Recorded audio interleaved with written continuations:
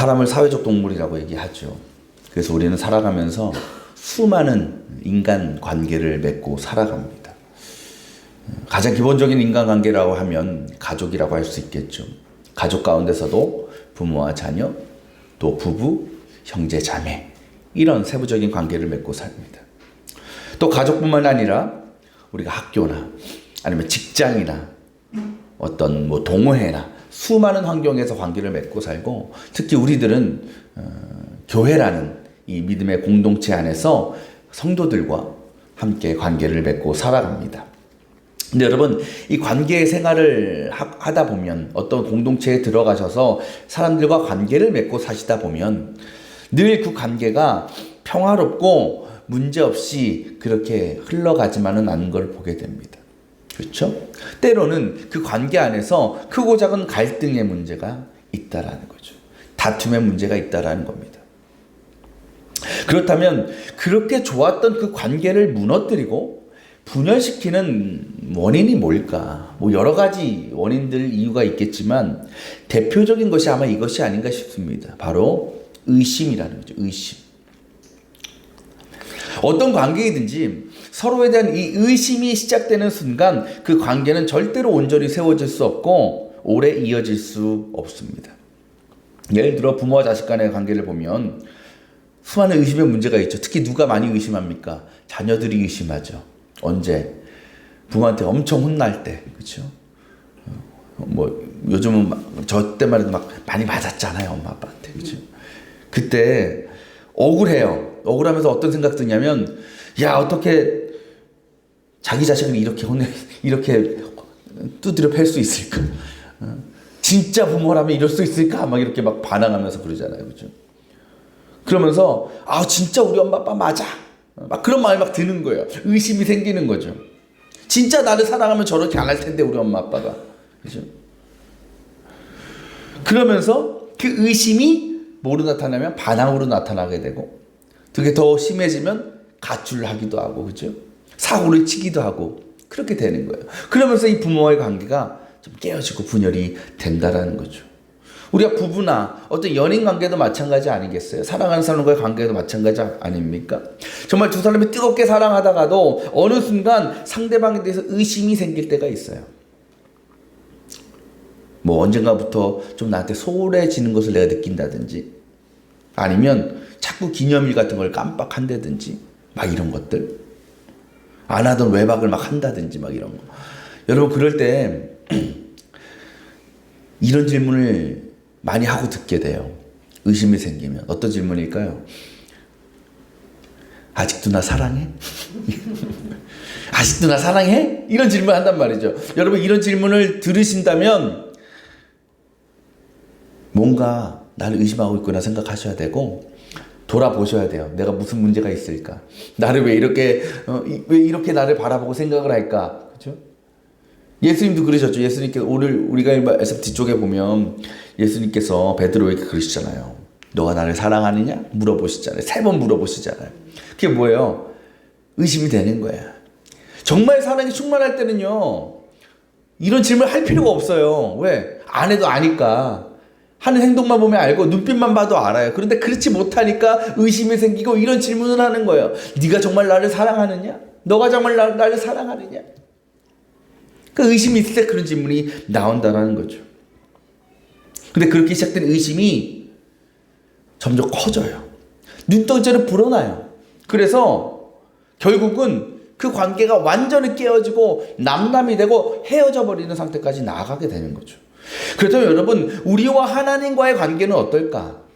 솔직히 우리도요, 신앙의 삶을 살아가면서, 세상을 살아가면서 하나님의 존재에 대해서, 하나님의 사랑에 대해서 의심할 때가 있어요.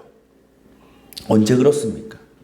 우리가 고난을 만날 때, 어려움을 만날 때, 특히 믿음 때문에 당한 어려움이 있으면요, 우리는 가장 먼저 하나님을 원망하고 하나님을 의심합니다. 왜 나에게 이런 일을 허락하십니까? 왜 나를 이렇게 힘들게 하십니까, 하나님? 살아계시기나 한 겁니까? 그리고 그 의심이 뭐로 발전되느냐? 불신으로 발전되는 거예요. 그래서 그것이 계속되다 보면 결국은 믿음을 포기하고 하나님을 떠나게 된다라는 거죠. 그렇다면 여러분, 우리는 어떻게 해야 우리 안에 우리 믿음 안에서 생겨난 그 의심의 문제들을 그 문제에서 자유로울 수 있을까? 어떻게 우리는 의심하지 않고 온전한 믿음으로 정말 하나님 앞에 나아갈 수 있을까라는 거죠. 오늘 말씀, 우리 지난주가 부활절이었잖아요. 부활절 직후에 일어난 일입니다. 예수께서 죽었다 살아나신 다음에 자신의 모습을 가장 먼저 보여준 사람이 누구였냐면 막달라 마리아라는 여성이었어요. 이 막달라 마리아가 부활하신 예수님을 처음 목격한 후에 얼마나 기뻤겠습니까? 얼마나 감격했어요. 그래서 그 소식을 예수님의 제자들이 있는 곳에 찾아가서 그들에게 전해줬어요. 여러분, 주님이 살아나셨습니다. 제가 그 주님을 만났습니다. 근데 여러분, 제자들이 반응이 어때요? 그 말을 믿지 못하고 의심합니다. 그러다 어느 날 예수님께서 그 의심하던 제자들이 모여있는 집에 찾아가셨고 그들에게 자신의 손과 옆구리에 있는 못자국을 보여주시면서 내가 진짜 부활했다라는 것을 증명해 보셨어요. 그리고 그때서야 제자들은 정말 예수님이 살아나셨구나라는 믿음이 생기게 되었고 함께 기쁨을 나누었습니다. 그런데 그 부활하신 예수님께서 나타나셨던 그 제자들이 모인 그 집에 유일하게 한 명의 제자만 없었어요. 그 제자가 누구라고요? 도마라는 거죠. 근데 이후에 이 도마도 그 제자들로부터 소식을 전해 들었어요. 그러니까 도마도 예수님의 제자였으니까 다른 제자들이 찾아가서 얘기해 줬겠죠. 야, 예수님 우리가 만났어. 살아나셨어. 그럼 여러분, 이 예수님의 부활의 사건을 들은 제자가 어떻게 반응해야 정상적입니까? 그것이 도마에게도 얼마나 큰 기쁨의 소식이었겠어요. 그러면 야, 진짜 아이고, 내가 그 주님을 못 만났네. 빨리 나도 만나보고 싶다. 주님 어디 계셔? 함께 가보자. 이러기에 정상 아닙니까? 근데 도마는 뭐라고 얘기해요? 오늘 말씀에 내 눈으로 그의 손에 있는 못자국을 보고 또 그 다음 뭐라 그래? 손가락에 내가 내 손을 넣어보고 내 손을 옆구리에 넣어보지 않고는 믿지 못하겠다라고 도마가 이야기하고 있어요. 그러니까 도마는 부활하신 예수님을 직접 만나고 더 나아가서 그분의 상처를 내가 만지고 손을 넣어보지 않고는 내가 절대 믿을 수 없다라고 이야기하는 거예요. 그러니까 지금 도마는요, 다른 제자들도 그랬지만 예수님이 부활하셨다는 사건, 그리고 예수님이 죽기 전에 하셨던 그 부활에 대한 약속과 선포를 완전히 의심하고 있었다라는 겁니다. 근데 여러분, 사실요, 아무리 주위에서 믿기 힘든 일도요, 너도 나도 막 봤다 그러고, 응? 그것이 막 진짜 사실이다라고 증언을 주변에서 하면 사람 마음이 어때요? 믿어지지 않겠어요? 물론 내가 직접 보진 않았지만 하도 주변에서 그렇다고 하다 보니까 나도 조금씩 좀 믿어지는 거야. 그죠? 사람 마음이 그래요. 여러분, 제가 만약에 저 선한목자교회 아시죠? 선한목자교회가 우리 감리교에서 제일 부담금을 많이 내는 교회인데 갑자기 정창훈 목사가 선한목자교회 담임 목사로 이번에 은퇴하시거든요. 담임 목사로 막 부임됐다는 소식을 여러분 들었다고 칩시다. 믿어요, 안 믿어요? 마상. 안 믿어도 믿었다 해야 되는 거 아니에요? 안 믿죠. 저한테 만약 그런 얘기를 제가 들어도 안 믿을 텐데 뭐. 근데 여러분, 안 믿어. 아유, 어떡해. 갑자기. 근데 여러분 빼고 주위에서 다 그 얘기를 해. 아유, 정말 정창 목사가 선한목자교회 담임으로 갔대. 파송 받았대. 이런 얘기를 주변에서 다 한다고 칩시다. 그럼 여러분 마음이 어때요? 그래도 난 죽어도 못 믿겠다요? 조금씩 믿어질 거 아니에요. 왜? 하도 주변에서 그렇다고 하니까. 이게 사람 마음이에요. 내 생각일 때 아니어도 주변에서 그렇다 그러면 조금씩 마음이 열리게 되는 게 우리의 마음이에요. 특히 그 일이 내가 정말 소망하던 일이라면, 기다리고 있던 일이라면 더 믿어보고 싶은 것이 우리의 마음이에요. 도마라고 예수님의 부활을 안 기다렸겠습니까? 예수님이 보고 싶지 않았겠어요? 아니에요. 도마도 기다렸어요, 사실은. 보고 싶었어요. 근데 오늘 말씀 보면 도마는 도저히 믿을 생각이 없는 거예요.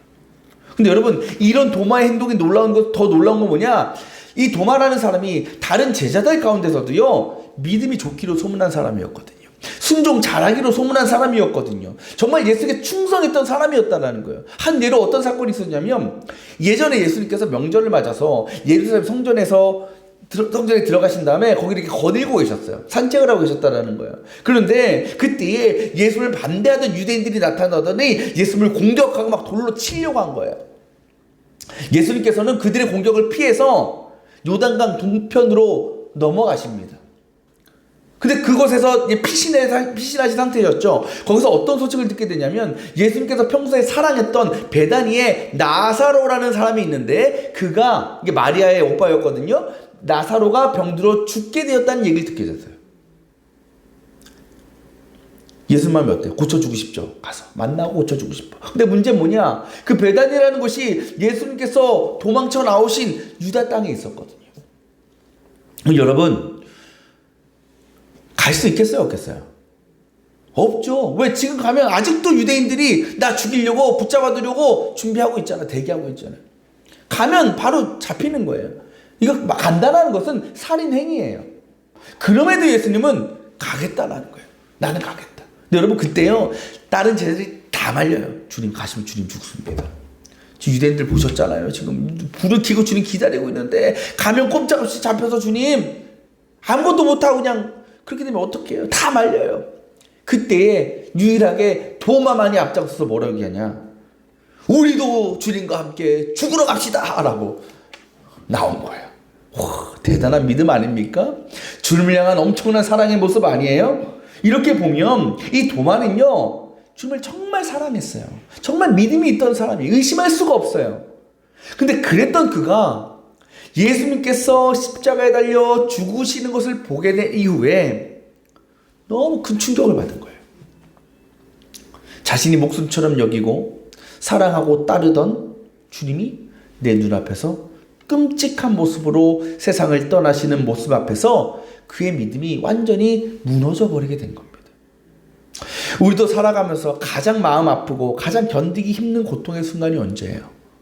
사랑하는 사람이 떠날 때 아니겠어요? 그렇죠. 그 이별의 상처는, 이별의 상실감은요 어떻게 표현이 안 돼요. 그걸 당해보지 않은 사람은 모를 겁니다. 정말 아무것도 할 수 없을 정도로 허무감에 빠질 거예요. 때로는요 정말 모든 것을 다 내려놓고 싶을 정도로 그런 허탈감에 빠지고, 그래서 우리 뉴스나 가끔 보잖아요. 이별을 경험한 사람이 그 아픈 것을 보면 견디지 못해서 나도 그 뒤를 따라가겠다고 극단적인 선택을 하는 모습이 우리가 많이 보게 되는 거 아니겠습니까? 아마 도마도 그와 같은 마음이 아니었을까 싶어요. 주님을 떠나보낸 후, 주님이 돌아가신 후 정말 죽어도 예수님과 함께 죽겠다고 선포했던 그가, 예수님을 정말로 사랑했던 그가 그 예수님이 떠나시고 나니까 모든 것을 잃었다라는 생각에 큰 고통과 상실감에 빠지고, 요즘 말로 하면 그 이후 어떻게 되냐, 잠수를 탄 거예요. 잠수. 혼자 그 모든 것을 감당하는 거예요. 그 모든 아픔과 슬픔을 감당해요. 그래서 부활하신 예수님께서 제자들 찾아오셨을 때에 그 집에 도마가 없었던 거예요. 왜? 혼자 그 슬픔을 감당하고 있느라고. 바로 도마를 지배하고 있던 예수님을 잃었다는 두려움과 불안함과 상실감이 예수님이 부활하셨다는 소식을 듣고도 그것을 믿지 못하고 의심하게 만든 것이었다라는 겁니다.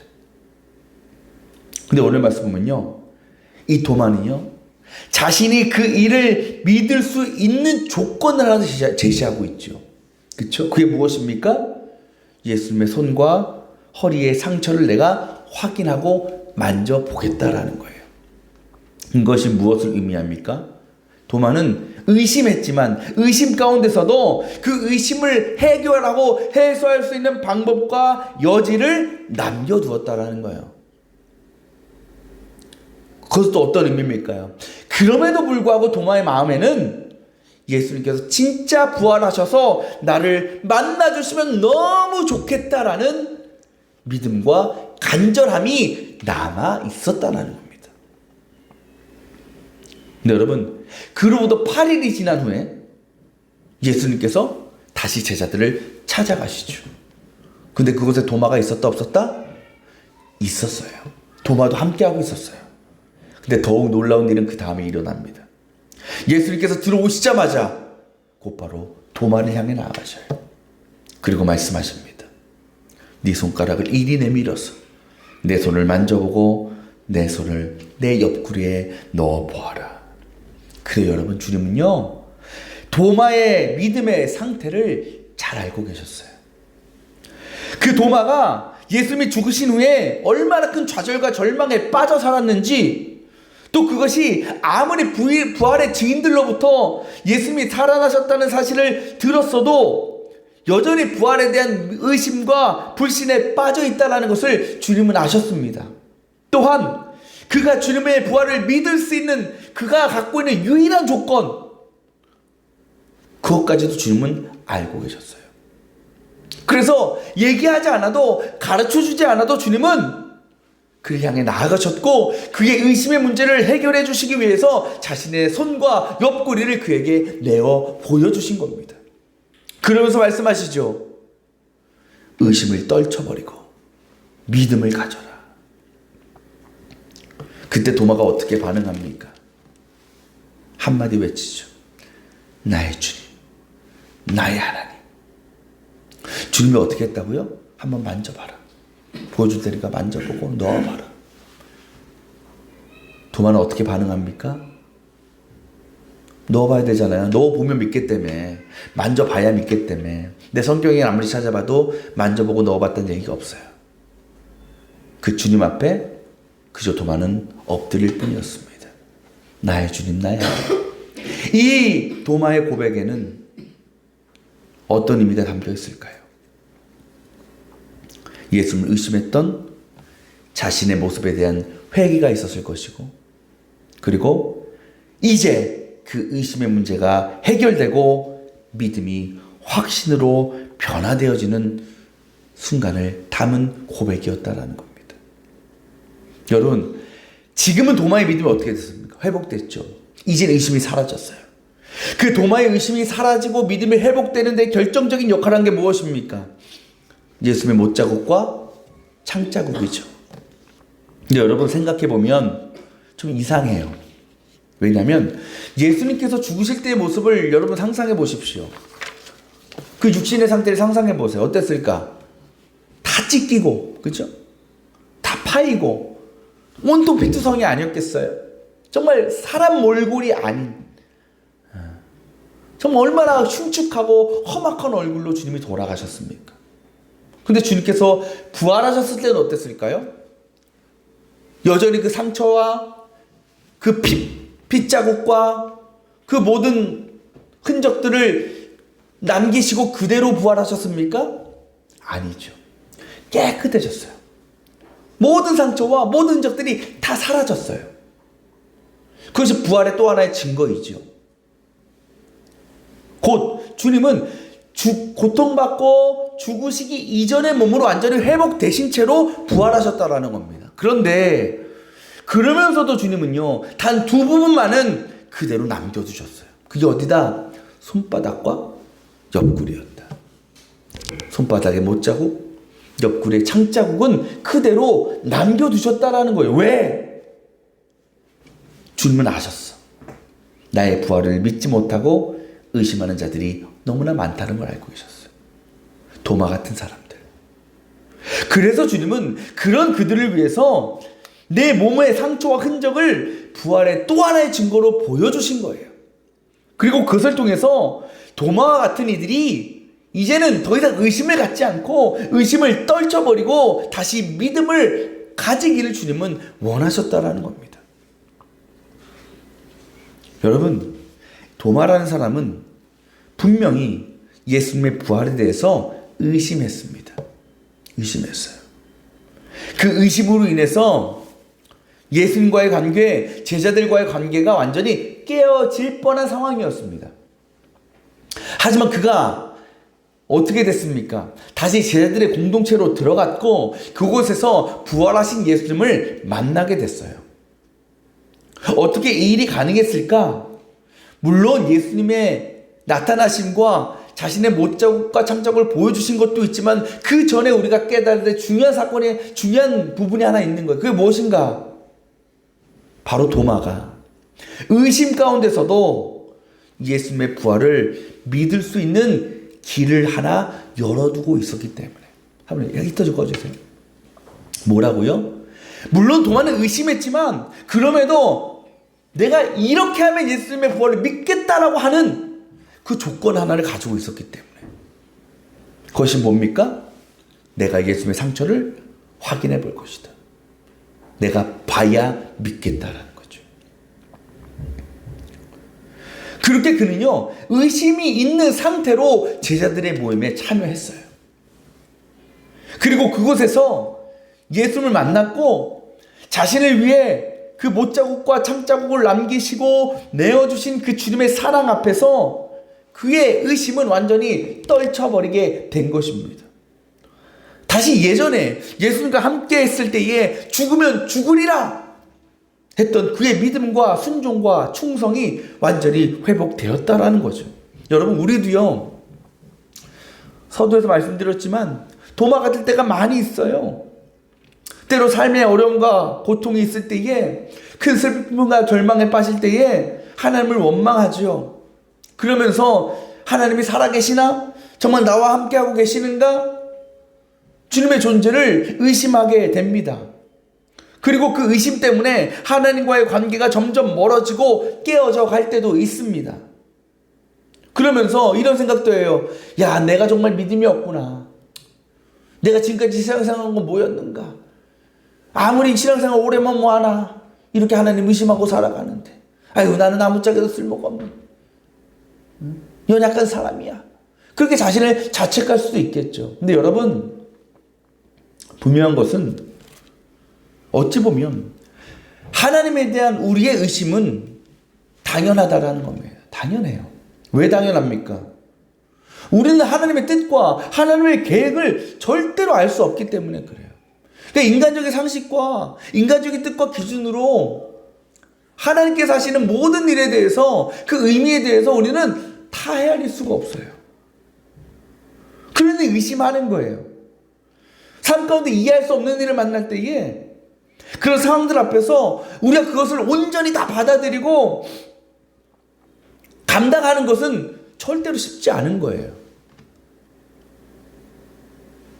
그런데 여러분, 우리가 믿음 가운데 의심을 갖는 것보다 더 큰 문제가 있어요. 그게 무엇이냐? 의심이 의심으로 끝나는 거예요. 의심이 더 큰 의심으로 커지는 거예요. 그것이 우리를 하나님과의 관계를 완전히 끌어버리고 다시 죄와 사망의 길로 되돌아가게 만들거든요. 의심의 문제는요, 의심으로 끝나는 것이 아니에요. 해결돼야 되는 거예요. 의심은 해결받아야 될 문제예요. 그 일을 위해서 우리는 노력해야 되고 기도할 수 있어야 되는 거예요. 의심을 의심으로 남겨두는 것이 아니고, 내 의심의 문제를 어떻게든 해결받기 위해서 하나님께서 이 문제를 어떻게든 해답을 주기를 간절한 마음으로 기다리면서 그것들 주 앞에 내어놓는 거예요. 솔직하게 있는 그대로. 그러면 주님이 어떻게 하신다? 우리 외면하지 않고 찾아와 주시는 거예요. 동마에게 보여주신 그 예수님의 상처와 흔적과 같은 우리의 의심의 문제를 해결할 수 있는, 우리가 그것으로부터 벗어날 수 있는 그런 증거들을 우리에게 주님은 보여주실 거라는 겁니다. 그것은 비단 우리가 처한 그 고통의 현실과 어려운 상황을 완전히 바꿔주시는 게 아니에요. 그것보다는 우리의 마음과 우리의 영혼을 새롭게 하시고 우리를 성령으로 채워주시는 거예요. 그래서 앞으로도 어떤 상황에서도 더 이상 의심하지 않고 끝까지 하나님과의 온전한 관계를 지키면서 모든 일들을 감당할 수 있는 지혜와 능력을 주님은 허락해 주신다는 겁니다. 그것이 오늘 주님께서 마지막에 말씀하신 어떤 믿음이다? 보이지 않고 믿는 믿음이다라는 거예요. 그러니까 우리는 의심의 문제를 의심으로 끝나지 않고 그것을 조금씩 해결해 나가고, 주님으로부터 그 문제의 어떤 결과와 해답과 주님이 정말 살아계시다는 증거를 우리가 조금씩 누리며 살아감을 통해서 주님이 오늘 말씀하신 보이지 않고 믿는 그 믿음을 조금씩 소유하게 되는 거예요. 여러분, 지금 여러분은 주님을 향해서 어떤 마음을 갖고 계십니까? 혹시 주님을 향한 의심과 불신의 문제가 혹시 있습니까? 괜찮아요. 오늘 제목이 뭐라고요? 의심해도 돼요. 의심해도 괜찮아요. 왜? 그 의심이 우리가 정말 그 의심을 해결하고자 한다면 정말 주님이 살아계시다는 것을 정말 우리가 깨닫고 느끼고 그래서 그 의심으로부터 자유롭게 될 수만 있다면 우리는 더욱 건강한 신앙으로 나아갈 수 있기 때문에 더욱 거룩한 삶으로 나아갈 수 있기 때문에 그래요. 무엇을 통해서? 우리가 만나는 그 의심의 문제를 주 앞에 내어놓고 고백함을 통해서 그때 주님께서는 자신의 방법으로 우리의 그 문제를 해결해 주시고 우리 안에 주님을 향한 온전한 믿음을 회복시켜 주시는 줄 믿습니다. 그렇게 우리는 조금씩 의심은 사라져가는 것이고 믿음은 더욱 온전해져 가는 거예요. 우리의 신앙생활은 그리스도의 삶은 그 과정이에요. 우리가 그리스도인의 완전함, 성화를 이룬다라는 것이 어떤 의미입니까? 한 번에 확변하는 게 아니거든요. 한 번에 완전해지는 게 아니에요. 조금씩 그 길을 나아가는 거예요. 그래서 우리가 예수님처럼 완전해질 수는 없어요. 죽을 때까지 인간이기 때문에. 하지만 최대한 우리가 이 세상에서 그리스도인으로 살아가면서 하나님 앞에 가는 그 순간에 최대한 주님과 가까운 모습으로 최대한 주님과 닮은 모습으로 주님 앞에 부르심을 받고 나아가는 것을 주님은 원하시고 계시고 그것이 우리가 이 땅을 살아가는 사명이라는 거예요. 그래서 언젠가는 우리가 모든 상황 속에서 때로 고난과 어려움을 만나도 직접 보지 않아도 의심하지 않아도 그대로 믿어지는 그 믿음을 우리가 소유하는 데까지 나아가야 되는 것입니다. 지금 여러분 안에 주님을 향한 의심의 문제가 있습니까? 불신의 문제가 있습니까? 그것을 의심으로 불신으로 내버려 두지 마시고 이 시간 주 앞에 여러분의 그 의심의 문제를 내어놓고 고백하고 기도할 수 있기를 바랍니다. 그 주님께서 지금도 이 자리에 함께 가셔서 여러분 안에 찾아가셔서 여러분의 그 의심의 마음을 만져주시고 회복시켜 주시고 그것을 믿음으로 변화시켜 주실 줄 믿습니다. 그렇게 우리가 이 세상 살아가면서 주님 부르실 때까지 우리의 믿음은 의심은 조금씩 거두어지고 떨쳐지고 그 대신 주님을 향한 믿음은 더욱더 풍성해져 가고 굳건해져 가는 그래서 결국 주님께서 오늘 약속하신 보지 않고도 믿는 믿음으로 우리가 나아갈 수 있는 우리 교회 모든 성도들 다 되시기를 주님의 이름으로 축원합니다.